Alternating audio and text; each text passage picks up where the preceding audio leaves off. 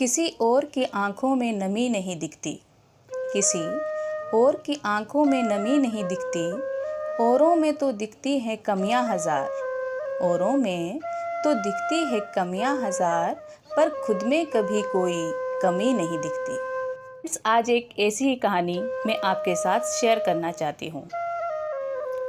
इस कहानी के अनुसार जब भगवान ने इंसान की रचना की तो उसे 2 पोटली दी।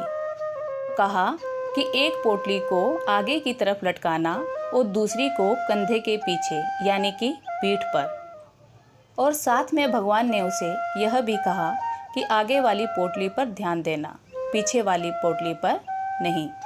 वह आदमी उन दोनों पोटलियों को उठाकर चल पड़ा।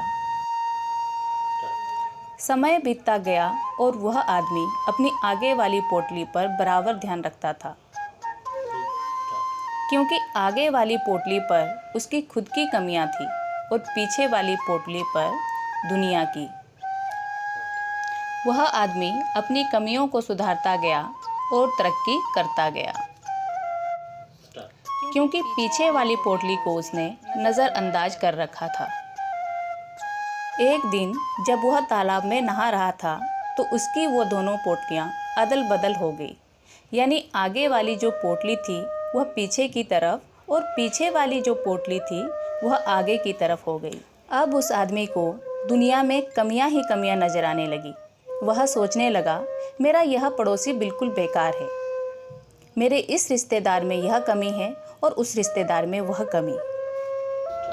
यानी अब वह खुद की कमियों को छोड़कर दूसरों की कमियों पर ध्यान देने लगा, जिसका परिणाम यह हुआ कि कोई दूसरा तो नहीं सुधरा, लेकिन हाँ, उसका पतन शुरू हो गया।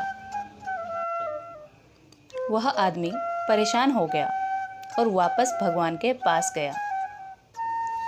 भगवान ने उसे समझाया कि जब तक तेरा ध्यान खुद की कमियों पर था तब तक तू तरक्की करता गया, लेकिन जैसे ही तेरा ध्यान खुद की कमियों को छोड़कर दूसरों की कमियों पर गया, तेरा पतन वहीं से शुरू हो गया।